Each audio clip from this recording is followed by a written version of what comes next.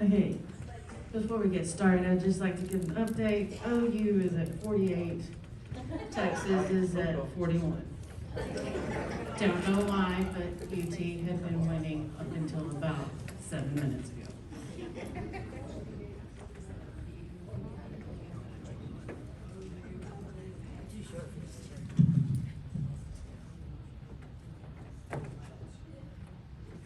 So, like she said, my name is Paige Williams. I'm with the Dallas County District Attorney's Office. I work in post-conviction issues in the appellate division, and every other year for 6 months, I get to be Judge Crusoe's legislative liaison. I became familiar with TIFA this last legislative session because I worked with the Kidru Blaylock. Where is she? There she is. On the second look bill, which made it all the way to the governor. We managed to get through, and then he vetoed it. So I can tell you more about that in a little bit, but first let's meet our panel. First we have Maggie Luna. Hello. So my name is Maggie Luna. I work for the formerly known as Texas Criminal Justice Coalition. We have rebranded. Now we're Texas Center for Justice and Equity, and I run the formerly incarcerated advocate group for TCJE. So we're a group of people who were sitting in prison and now we're out trying to change laws. My name is Benny Hernandez. When I accepted this invitation, I was with the Texas Civil Rights Project. I've since transitioned from that position into a graduate research assistant at the University of Texas at Austin. It's a weird place down the road. It's 40 acres down there in Austin, as a research assistant to Michelle Deitch, who is a national known criminal justice expert. So I'm working as a graduate research assistant. My name is Dr. Amite Dominick. I am the president of TPCA, which is Texas Prisons Community Advocates. The AC has been my purple passion since 2015. So when the question was asked earlier about who do I contact, my inner voice was going, pick me, pick me, pick me. Most of you know me from either Texas Cure or from TPAA. I was a former vice president for that organization for over 3.5 years, and I've recently transitioned and created our own organization, and we're mostly focused on prison conditions, specifically the AC issue, and hopefully I get a chance to talk to everybody about the stuff that I've been doing all week long down at the Capitol. And I guess I'm going to pass this to Dr. Carlee Purdum, who is our research partner and one of our board members. Hi there, I'm Dr. Carlee Purdum. I'm a research professor at the Hazard Reduction and Recovery Center at Texas A&M University. Like Dr. Dominick said, I'm the research partner for TPCA, so I work with that organization to help them with their data needs, to help them analyze the data they've been collecting for a couple of years. I'm very happy to be in Bastrop. I actually cut my teeth as a disaster researcher here after the complex fires here in 2011. So at Texas A&M, we did a lot of work following the recovery in this community, and they've gone on to lead Texas and the nation to help other communities recover after a disaster. But I'm happy to be back in Bastrop. It's a special place in my heart. So thank you. So I figured, since there was a lot of diversity up here, that we would do this more of a question-answer style, if that's okay with y'all. So my first question is, as far as TIFA is concerned and advocacy, what does that actually mean to you? And how have you effectuated it? So advocacy. I started working with TPCA last year, reached out to them, especially because of the ongoing COVID-19 situation, to just see how can the university, how can the Hazard Center be doing more to partner with community advocacy organizations. As a disaster researcher, my specialty is actually in how hazards and disasters impact incarcerated populations. So I've been studying that issue in Texas, across the US, and now internationally. But I wanted to, partner with local organizations because they're the ones with the relationships who really know, what's going on. And through that partnership, not only are we trying to do, research, because for me, research scholars, we publish a lot of papers, and sometimes those papers get read, sometimes they sit on somebody's shelf and they don't make a difference. So I'm trying to, and at the Hazard Center, we're trying to do more to make a stronger impact. So in partnering with TPCA, I'm hoping to use my resources, my expertise to make a lot of that information and research more accessible to a broad audience so that it can impact policy, so that it can impact advocacy. Another goal that we have is, talking about widening the audience, bringing a space to college campuses for students who have family members who are incarcerated is a big part of our goals in our partnership. We just had a recent event on Texas A&M's campus in College Station where we brought TPCA to campus to bring their heated mock cell exhibit, and we had many students come by. We had students come by with their parents, actually. I think my favorite conversation was with a student and her mother. Her mother had been incarcerated out in Plain State and was saying, I don't have to go in that exhibit. I know what it was like. I lived it. And to see their experiences represented on a college campus was something that's different. It's not something that has a lot of visibility. There's not a lot of spaces on college campuses to talk about, how they're being impacted or how their families are being impacted by the justice system. So we definitely want to create more spaces on Texas A&M's campus, on the universities, different university campuses, to create space so that they know that their experiences are valued and so they can be seen in those experiences as well. So using that as a jumping off point, as we create that space, we like to partnership with other organizations like TIFA. Some of the other organizations here I know well. Maggie and I have done a number of events together already. Sharon and I have had wonderful conversations about how we're going to partner going forth.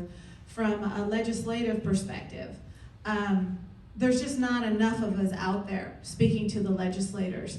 And since that's something I've been very active in recently, like I said, I spent the whole week down at the Capitol. I was really pleased to see Representative Sherman here today. We've had some very positive conversations. And my feel at the Capitol, while I was there, asking for ARPA funds so that we can get air conditioning in the prisons was, it's just me. On this particular occasion, that doesn't mean that there's not other advocacy organizations working on other things that are constantly down at the Capitol, like Maggie can attest to. But so far as asking for ARPA funds for a situation that is in desperate need of funds, not just for the AC, for the infrastructure, for a multitude of things, it was just me, So bridging these partnerships, I'm hoping that we can go together as a united front, that we can take the separate issues that we're working on and we can present a more comprehensive package to the legislators and say, hey, look, this is exactly what's going on. We are, as I tell them oftentimes, we are the secret shoppers. We know what's happening behind those walls. We know what our loved ones are telling us, as we know what we're experiencing. And there's certain decisions that can be made through these wonderful relationships with TDCJ. There's certain policy decisions that can be made, but there's certain places where their hands are tied. So if they don't have the funds to get this job done, it's not going to get done. And so that's why we need to connect with these legislators. We're not a popular issue, folks. They're not. I was a very little fish in a very big pond. There were high-priced lobbyists there that are there every day soliciting these political officials. And within our community, we stay within our community, right? We're dealing with the stigma of having a loved one incarcerated. We don't want to speak out because we are fearful of retaliation, but we're going to have to be very brave, and we're going to have to lend those voices to speaking to the legislators. And I just got to put this out there right now because I've got to answer her question. Who do you contact? That's a tangled web because it depends on what stage a particular bill is at, and at some point I'll take the opportunity to explain where we're at financially and legislatively for getting those funds.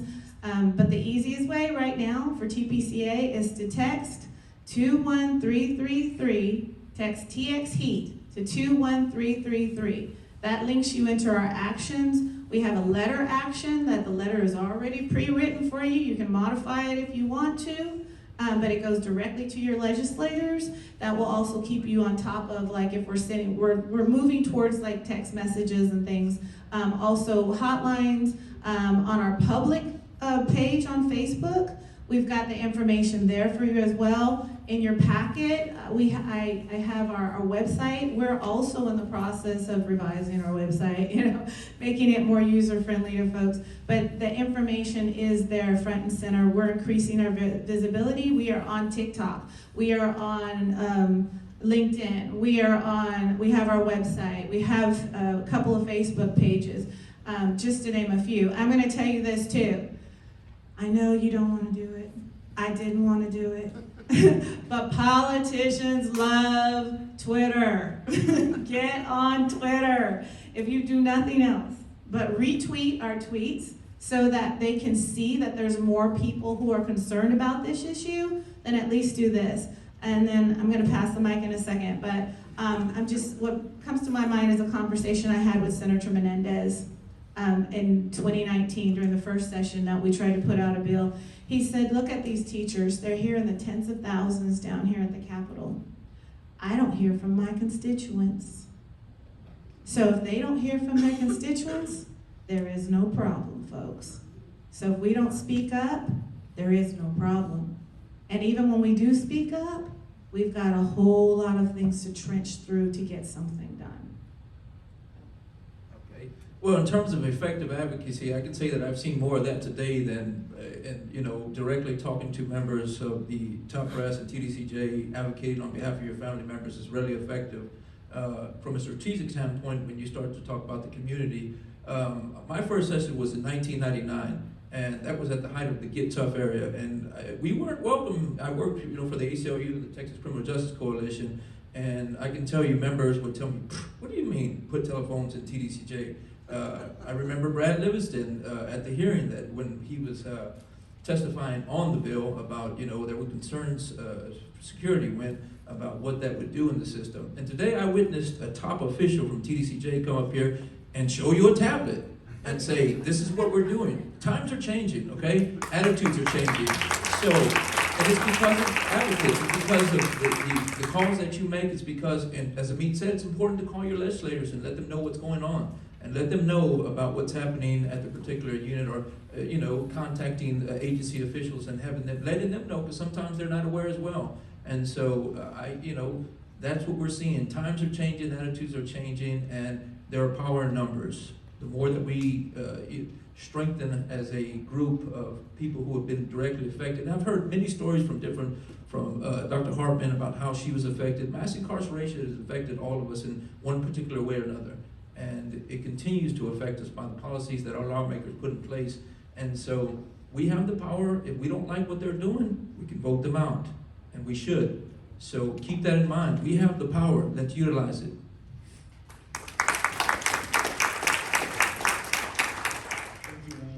So I want to just say it's very exciting for me to be here with TIFA, because Texas Criminal Justice Coalition is a think tank, nonpartisan research. We do research, put out reports.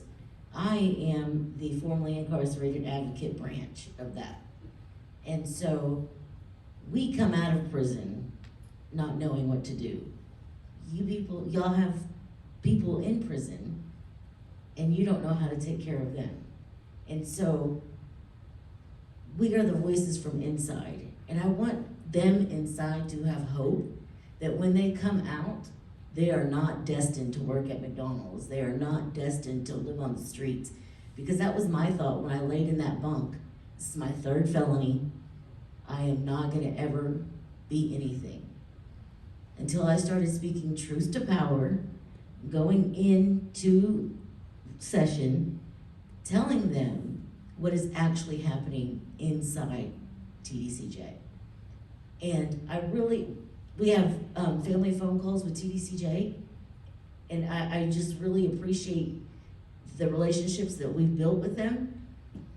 But they're shorthanded, you know? There's only so much that they can do. And me laying in a bunk, sweating to death, I cannot do anything to get a hold of Oscar Mendoza or Bobby Lumpkin, you know? But I can take that experience when I get out and it can drive me. And that's what I try to do every single day. That's what drives me, is giving hope to the people who are inside, and then us partnering together, the families and the formerly incarcerated. So y'all know what we've been through, and we know how to help you to fight. And so the legislative process was so new to me. I had to, I'm just a bill on recovery, on Capitol Hill. Okay, I got out in 2017, so I didn't know anything. And we're still a baby organization, a baby advocacy group. TCJC's old, but this is our first time doing formerly incarcerated advocacy. And so I'm hoping to get our name out there so you can tell your loved ones, there's people out here who've got 3, 6, 12 felonies. There's people who've done 20 years who are fighting with us at the front lines. You don't have to be hopeless, you know? And like Dominick, we don't make all of these legislative changes overnight, but we build relationships, and things don't have to be legislated. Sometimes TDCJ says, oh my gosh, like today, and they listen. So if we just continue to build these relationships and grow stronger together, then we can start building the relationships and help each other and help our family members, and our family members can be successful when they get out.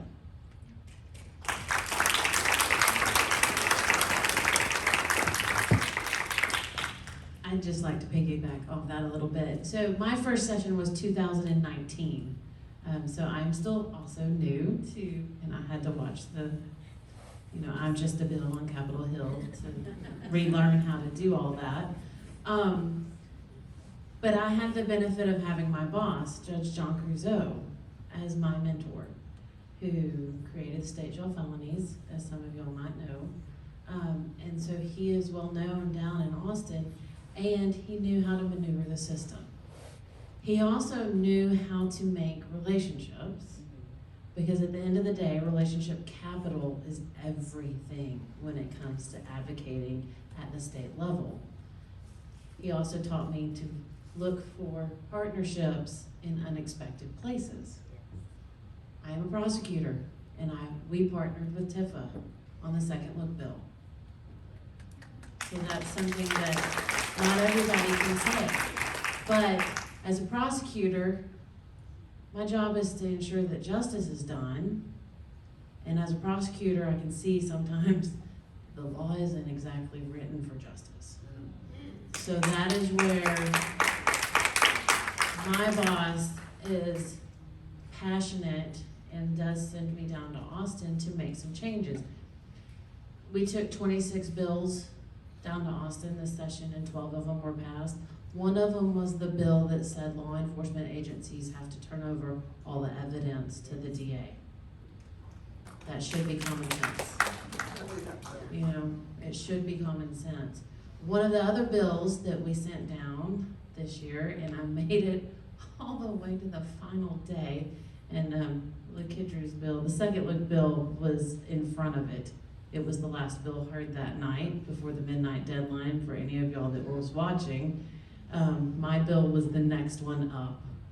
And what it did was it changed the post-conviction writs so that it could open up, instead of just for actual innocence, it could open up for constitutional violations and other areas in which we know individuals are incarcerated not necessarily correctly. That was a bill that we partnered with the Indigent Defense Commission, and it became one of their priority bills. Again, prosecutor's office, partnering with the Texas Indigent Defense Commission. Most people would not think that, but that is how our system should work, because like Representative Sherman, who by the way is mine, and he's awesome, like he said, the D and the R doesn't matter. What matters is, are we being humane to the humans in our lives? And that's where my advocacy comes in. I like to pass bills, and I like meeting new people and making relationship capital, because that's really how you get things done. So moving on to my next question. For the individuals sitting out there in the audience who do actually want to start doing things and being more proactive, what if top 3 things, let's do that, unless you have more, of advice that you can give someone who is just starting out, trying to be a true advocate, or an advocate in general, to help their family member or friends that are incarcerated at the state level? I mean, I think we've heard about how we can contact TDCJ, but how can we make a more global change? So when I first got out, I didn't know where to start, and that is really key. There's a gap from the day you walk out of TDCJ until you get on your feet, and that is where people get lost. That's where I got lost the first 2 times. So this time, I had support in a community that caught me and cushioned me and helped me become able to believe in myself. And so I can't tell you that there's a magic wand that you can give your loved one when they get out, but I know that they need that support. And that is exactly why I think that it's important that us formerly incarcerated people are walking these roads and giving hope to these people, because I was terrified.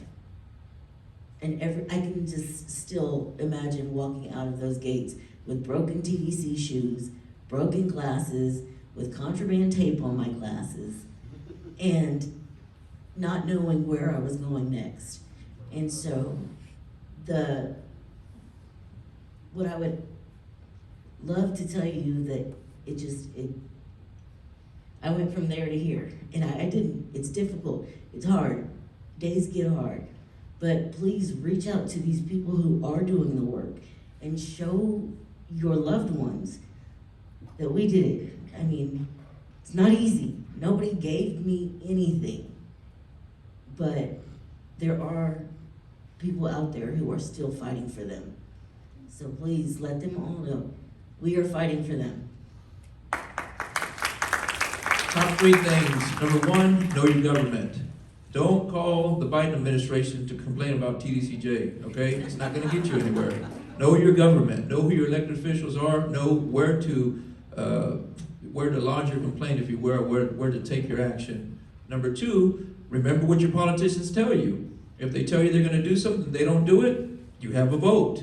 Utilize that vote, use it. Remember what they say. Amazingly, criminal justice reform has been a bipartisan issue, and I hope to see it continue that way, where you have both members of the major parties working together. Unfortunately, we don't have that in every area of government on all the issues, but criminal justice reform has been one of those issues. So know your government, remember what your politicians tell you, and number 3, volunteer your time. If you don't know what to do, you don't know you don't know where to go, call TIFA, call, your board members, call Amite and say, I want to help, what can I do? And that's how you get the experience of becoming an advocate. You just volunteer your time. You say, hey, what can I do to help? They're going to tell you. And pretty soon you're going to see this person doing that, this person doing that, and before you know it, you're an expert. Kind of takes some part of what I was gonna say. Yeah, number 1 for me is get educated. Watch the I'm Just a Bill as many times as you need to watch that. check out the websites like the TLO website, your House website, your Senator's website, just to get that education. Also check out the organizations. We all do various trainings. I've done a number of trainings on political advocacy, and a lot of those trainings have been with other advocacy groups. So definitely get that done. And then number 3 is actually get out to talk to and meet with these folks. You're gonna need a thick skin for this, folks. This is not a one-time shot, not by any extent of the imagination. You're going to have to get in their face, and then get in their face, and then get in their face again. You're gonna have to talk to their staffers and remind their staffers that they talked to you about a week or so ago. There's gonna be the follow-up email and the follow-up phone call that you're going to have to make. So you're going to have to be persistent with that. And then my 3rd thing is maintain hope. It's gonna be challenging. I'm gonna tell you, you're gonna get these cookie cutter letters back from your representatives, and you're gonna go, why am I doing this anyways? Or are we as advocates, we're gonna put bills forth and they're not gonna pass.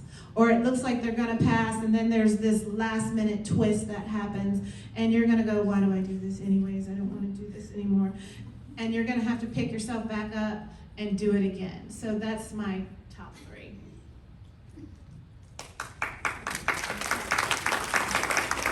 I don't know if I have, a top 3. I'd say I'm a research scientist, and what I'm trying to do is use my skills to benefit advocacy. And really, I would not be able to do that without the power of data. And everyone in here has some access to data. And what that is it's your stories. It's your family's stories. It's your experiences. If organizations weren't like TPCA, weren't documenting what what their group members were experiencing, I wouldn't have anything to analyze or to write about. And I can, I have a lot of resources. There's many of you in this room who you don't have to be a research scientist or be, or have a PhD or whatever, have those skills to tell stories. But I think that documenting those stories, organizing them, and sharing them in any way that you can is really powerful. And I would also say,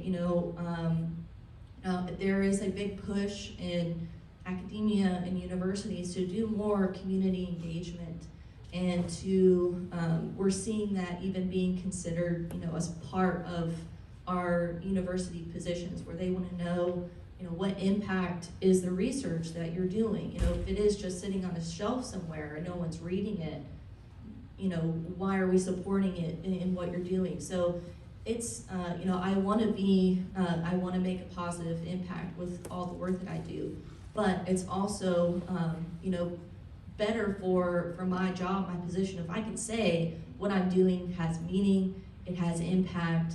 And the way that I've been able to do that is by partnering with organizations who I can harness the skills that I have, harness the resources that I have to help organizations to help impact people, tell their stories, or organize them, collect that data, analyze it. So I would say just the power of realizing that what you have is so valuable, and know that other people can see value in it if you can get it in the right kind of, if you can attach it to the right issue, if you can just get it in front of people as a story, because people want to hear stories, and that's how we draw meaning. But that everyone who's been impacted by the justice system, you have knowledge and a story that can make impact. And so what I'm hoping is, as my job as a professor, that I'm able to help others do that. But just to know that what you do has value, your stories have value, and especially if you can, hook up with an organization that is collecting that kind of information, because there's power in numbers, what we're talking about here. So one story may be floating out there, but when, such as impact with the heat, when we have stories from hundreds of people that this is their experiences, that's very powerful. So, I'd encourage organizations to look at What are the stories that your members have, and how can you help them, tell that story better, and how can you get that story in front of the right people? The next question I was going to ask for Dr. Dominick anyway. So, can you walk us through, basically from the beginning to current of the AC bill? Because we've talked about data, and we've talked about keeping hope, and we've talked about the craziness that can occur. Can you explain that to them? So 2019 was the first session that we had a bill, and that was history making, because even though there's been discussions about it, right, in the legislation, there was never a bill. So what did it look like? It looked like finding sponsors, first of all, who would champion that bill. In my case, it was Senator Menendez and Representative Canales. It looked like making relationships with people who got me the connections to meet with Senator Menendez, right? And spend hours talking to him about what goes on in the prisons, and then him saying, okay, well, we need somebody in the House. And then there were times that I would just pick up the phone and dial, and pick up the phone and dial, and just see who I'd really get. So in 2019, we brought our mock cell out to the Capitol. We invited legislators to come in and see what it's like. Of course, most of them didn't, so that didn't happen. So the most current session, well, what I found, first of all, the first time I went there, was we didn't know there was an AC in the prisons. I'm sorry, you guys are legislators. I thought you would know these things. So that was the first round. And then we heard, well, it's awfully expensive. I don't know if we can put this in the budget. Maybe if you gave us some legislation that broke this down into parts. Break the elephant down into several parts, to which just, it drives me absolutely crazy. But okay, so we'll do that. The next session, we got with our sponsors again. We said, okay, let's break this puppy down. Let's ask for $100 million per session over the next 3 sessions to see if we can get AC within all the prisons. We started working with Dr. Purdum, and she analyzed our surveys, and so we dropped off her survey reports, a miniature report, to every single member of the legislation. We also worked on a cost savings report, which identified how basically we're wasting taxpayer dollars by being cruel. Not only are we wasting taxpayer dollars, but we also have the situation of retention among officers. They don't have good working conditions. I don't envy their position having to work in that heat. When we did our first mock cell situation, we had officers who came and had family members in tears when they explained what their situation was. And then now we're at the next special session, new bills, both in the House and the Senate. We asked this time not only for the AC, but for an air purification system, because as you heard earlier, there is an air purification that's been used in some of the areas within TDCJ, but this air purification filtration system has to be connected to AC. With all the individuals who are passing away during the COVID, I was sitting in committee waiting to be heard and getting a message from one of my volunteers that said, oh, there's another officer who just died. So the handout I had, the one-pager, because they all asked for a one-pager. Sorry, I'm jumping around a little bit. But you've got to have your one-pager with your basic facts on there. My numbers had shifted already, right? So I have officers, family members, former officers, coming to me, and actually incarcerated individuals saying, if you're going to fight for the family members with this heat situation, you've got to also add the officers in there. I put my incarcerated individuals first, my family members first, but this is affecting them dramatically as well. So, and the legislators are honestly a little bit more friendly to that than they are to hearing about our folks on the inside. So now we've got a new argument that says, hey, guys, you've got an issue with officer retention. You've got individuals who are passing away due to COVID. Let's put an air purification system in there and the AC, and let's attach that to the ARPA funds. The ARPA funds are the federal funds that are coming through, and it's specifically about COVID-related issues. So we had our 2 bills, right? Representative Canales and once again, Senator Menendez. We anticipated that given the current climate of leadership, our governmental leadership, they weren't going to be too friendly about the whole AC issue. right? So we didn't know what was going to happen with our bills. So what has happened with our 2 bills, it's HB 88 in the House and SB 143 in the Senate, they didn't move. They haven't gone anywhere. They're not going to go anywhere. That's what I've been told as of, I wait for my sponsors to make sure that I know before I put that information out there. But Speaker of the House, Lieutenant Governor have said it's not subject to the call of the governor. Even though it mentions COVID in there, and his call is about COVID. But since it wasn't in the title of the bill, it's not being referred. So we moved on to Plan B, right? And sometimes you have to do that. So there's things like amendments and things like riders. And these are things you learn over time dealing with just the political process, right? So as Representative Sherman, I think he might have talked a little bit about the rider. It's his office that has been working on that and adding that to the appropriations bill. So in the Senate and in the House, they have to appropriate these funds. That goes through the Senate Finance Committee and it goes through the House Appropriations Committee. So they have a bill, they have set out pretty much what they want, right? We're not on that. And so what we're asking is to be on that. We're asking for approximately $1.2 billion, which was the fiscal tag that was originally given in 2019. What's a fiscal tag? How much money is your bill gonna cost? Do we think that number's a bit high, a bit inflated? Absolutely. In our cost savings report, we broke it down and we don't believe that it's gonna take quite that much to put air conditioning in all of the units. However, if we get it done and TDCJ gets a roof out of it too, not only the AC, I think we're gonna be okay about it. So the stage that we're at right now, and what we're asking everybody to do is to contact the Appropriations Committee in the House and tell them that you want monies allocated from the ARPA funds towards getting an air purification system and air conditioning within the Texas prisons. The Senate has already basically made their decisions as of Friday. So they voted theirs off the floor. However, they still need to go through the other chambers. So when it comes to a bill, all bills have to go through both chambers, okay?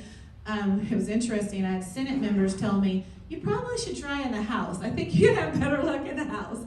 So right now, it's all up to the House. And like I said, I went down and testified this week, just to give you an idea what testimony is like. And I strongly encourage you to do this, but also be prepared. So Monday, when the Senate Finance Committee met, they started at 10 a.m. I didn't testify till 9:30 that evening. I got 2 minutes to talk, okay? Thursday, the House Committee met, 10 a.m. I didn't testify till 4:30 that day. So this is why these office visits are so important, because I could spend 10 to 15 minutes, and some staffers a little bit more, having a longitudinal conversation with them and breaking down, hey, this is not just about AC. Honestly, it's not just that. It's about, for example, people being moved to cool beds and losing out on their programs. If they lose out of their programs, then they're less likely to parole. You know, there's more to this. There's all kinds of, it's about the people who are taking psychotropic medications and their bodies can't sweat.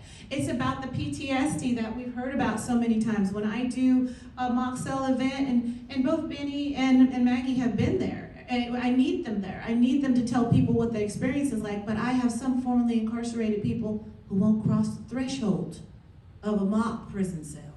And those are the things that I have to sit and communicate with these political officials. So once again, where we're at right now, our last hope for this session, there are some rumors of a fourth session, I don't want to go there, but right now, we're in the Appropriations Committee. We're trying to attach some kind of a rider so that we can get those funds allocated so that we can get air conditioning and air purification system within the prisons. That's the short version. And you make it sound so easy. No, it's not. Maggie, I know you worked on some legislation because you were down there quite a bit, just like me, this session. Can you explain what you did this session? Yes. So my first session was in 2019, and I didn't know what I was doing. I just knew that I wanted to tell somebody what was happening inside. And so I just went up there and just as a citizen had no idea what was going on. And so this session, I've been learning, like a lot of the words that Amite just said, I didn't know last year. You know, so it's hard to follow that process if you just don't know. And there was a lot of things that I didn't know that I didn't know, you know? I didn't know there was a House process and a Senate process. And I mean, there's still some things I don't know, but I sat up there every single day and I learned what I could and I soaked up what I could. And so the Statewide Leadership Council is what the formerly incarcerated branch. So what we try to do is create leaders in formerly incarcerated people. And my mentor, Doug Smith, saw a leader in me before I could believe in myself. And so that's what we're trying to do. And the Statewide Leadership Council had a legislative agenda. And we picked 3 things that affected the formerly incarcerated and currently incarcerated that were most important to us. One was parole, working on programming and making parole process more effective. When I go into prison, I would like my parole classes so I know what I need to do by the time I go see parole. We were seeing a lot of people sitting in prison that have been eligible for parole, already did 12 years in prison, and then they get all of these classes 12 years later that would have been more effective if they had it in the beginning. And so that is one of our bills. It didn't go to the Senate, but it passed the House. And so we're gonna bring it back. We're going to work on the language, but we've built this relationship and we've discussed it with Mr. Collier, and he agrees that it would be even safer for the people who work there if they're getting rehabilitation on the front end, you know, and giving hope on the front end. And so that was one thing. I didn't know how to write a bill or anything, but I sat up there with staffers and just kept telling them what the problem was. Like, I don't know the legalese. I just know that this is what's happening. And another one that we worked on was for emergency preparedness. Because when I was incarcerated, there was an emergency exit plan for the animals. There was an emergency plan for the machinery. But when Hurricane Harvey hit, I sat in there smelling other people's bodily fluids, locked in a room that was there was no air moving. None. And we couldn't take showers. And we could not walk out that front door. We were stuck in there. And you ask the guard what's happening, I don't know. TVs were off. I thought my family was dead. And by the way, this is my daughter who used to come visit me in prison. And she will even tell you she can remember how it smells. Because you smell different, because you're not given the things that you can, you know, the hygiene products. So, I mean, there's so much that I could sit here and say, but last session we worked on hygiene and dignity bills for women in TDCJ, which was crazy to me that we had to legislate dignity. But it is. You know, there's just so many things that have to happen legislatively, but we need to get out, learn the process, and tell the stories. This is what's going on. Like I said, there's some stories that Mr. Collier he made a phone call. Like, I cannot believe this. Because people aren't coming out and saying anything. They're just, oh, well, this is what it is. I'm a felon, I can't do anything. So the Statewide Leadership Council, we're gonna work on a legislative agenda for next session. Right now we're regrouping and we're learning together. So everything that I didn't know when I got out, I am trying to teach to the people who are joining me now. And then we can move together next session. And so we are doing trainings, leadership trainings. In January, we're gonna start legislative trainings and advocacy trainings. And when you get your 2 minutes in front of the dais, when my first time, I was terrified because all of these people were in suits and dressed nice, and I went in there all dressed in something that I wasn't comfortable in, and so I wasn't it was very uncomfortable and very awkward. But now I know how to do it. And now I know that, they're just people just like me, And we just have to talk and we just have to have a conversation. And so it's a scary process, but once you start realizing, oh my gosh, they're not any better than me, they just worked and just learned. And so that's what I'm trying to do, soak up and learn what I can and give it to other people.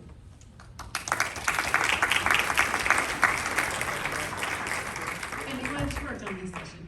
This section, I was behind the scenes. As I mentioned, I was working with TCRP, but in past sessions, I can tell you, I did a lot of work for, policy work for the ACLU and for TCJC.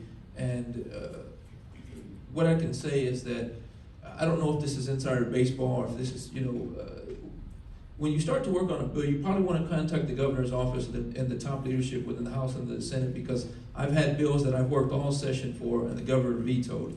And that's the end of the process. I mean, I spent a lot of time and effort on these bills, working them through the various committees and through the second readings, third readings, and then the governor comes around and says, "Nah, we're not going to do that." And so it's a little frustrating. So, if you start to work on something, it's probably wise to see where the leadership is, both in the House and the Senate.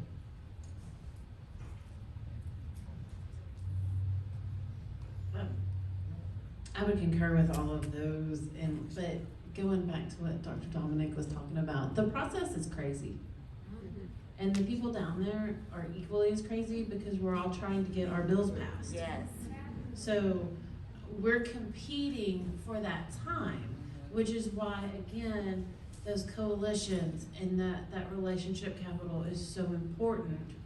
Because if I can get 15 minutes with a representative that you can't, I can turn that into 30 and cover 2 bills. And so building those relationships, frankly, in my opinion, is the most important thing. But I also, because we're getting low, we got a few more minutes, but I want to talk about the future of some of the things of like what advocacy issues can we address. And one of the things that I know I've been working with LaKidru on is the good time credit, that bill. And I keep telling her, because I'm a prosecutor, y'all remember, don't boo me. It's a horrible bill, but it's horribly written. That's the problem with it. It's horribly written. So if we can rewrite it, maybe change the narrative. Good time credit, it's not good time credit, it's work credit. They earned it, earned credit. Change the narrative, change the connotations with it. And I don't know why, but we were having barbecue last night and it just dawned on me I needed to hook her up with one of my friends who's a parole lawyer and just rewrite the whole statute so that it's readable, so that people know what it's supposed to do, so that it doesn't take an expert from TDCJ to calculate it. Because, yes. The victims are the ones that are. What I've noticed throughout working on good time credit is we have a stronger presence of victims in the courtroom than we do of families. And even if we have more families, the victims are louder. And they bring pictures, and they bring stories, and it's horrible. And I did something terrible, and I paid my time for it. And that doesn't mean that I am that same person that I was 5 years ago. But that's what they see, and that's what they're hearing. So it doesn't matter how many times we rewrite it. It's time that they've earned. But we have to be present and showing them, look, I may have done something wrong, but I'm out here and I'm doing good now. And I'm pulling other people with me. And so, just the narrative needs to be changed. Yes, I agree with that. Benny, where do you see the future of advocacy? The future of advocacy is changing, as I mentioned before, just the attitudes in general about criminal justice reform is changing. We have top TDC brass here today listening to family members, which 20 years ago I couldn't imagine Gary Johnson or Brad Livingston sitting here or even, you know, some of their deputy directors. But, you know, I'll share a little bit, and very briefly, I know we're running out of time. I dropped out of the 7th grade, and I got my GED while I was incarcerated, and I went to Texas A&M. I got my degree while I was incarcerated in the TPCA, and I got accepted to a top graduate program in the country. Attitudes are changing. Institutional change is slow. It's not happening overnight. The political process is built that way, where it's not all of a sudden drastic change, but it's small baby steps. They talked about baby steps earlier, and it can happen, and it's happening right now, and I'm excited to be a part of it. But the future of legislation, as long as we get organized, I said, we have the power, and we can do it. We can do it. All we have to do is organize ourselves and get up there and tell our stories. Stories are powerful. Members, you hear a story, and you tell them about your experience of what happened, and they listen, and they go back and they talk to their fellow members. Recording in progress. Oh, that means that my time is up, sorry.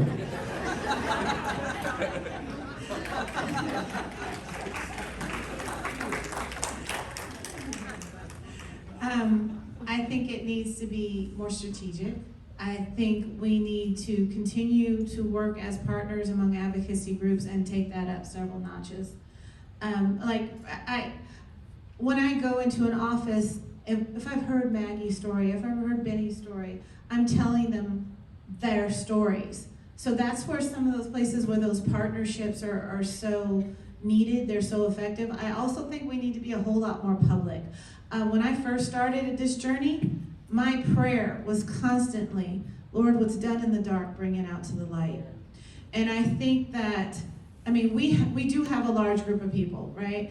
But unfortunately, we're not reaching all the family members. All the family members can't speak out for one reason or another. And so we need backup, essentially. We need more members of the public to understand what's going on, to be concerned about our issues, and to assist us in our advocacy. So those are the directions I think it needs to take right now. I can say, you know, from being a hazards and disasters scholar, prisons and incarcerated populations are coming to the very top of concerns for those who study climate change, those who study disasters, because incarcerated people are some of the most vulnerable people to hazards and disasters, maybe the most vulnerable, because they don't have the agency to protect themselves. They don't have the agency to move, to evacuate, to access resources, to do the things that you and I can do, to move about freely. And when there's exposure to a hazard, exposure to a disaster, that's key to staying alive, to staying safe. The impact of different hazards, talking about extreme temperatures, the heat, to extreme events, hurricanes, to pandemics, COVID-19, the impacts to incarcerated people, they're rising to the very top of concerns of people in my field, of people who are advocating for those issues. And what you're doing and telling those stories is working. They're catching the attention of people in the media, of scholars, of researchers. And I can tell you there has been very little research in terms of what happens to prisons and disasters, what happens within them, what happens to incarcerated people, happens to their families with disasters, what's going to happen in the future with climate change. Right now, that's rising just to the very, very top, where people are starting to realize that that's one of the top concerns. So to me, in the future, I see a strong growing number of scholars, of students, of community advocates who are looking at how is climate change, how are these growing number of disasters that are growing in intensity, how are they going to impact incarcerated people?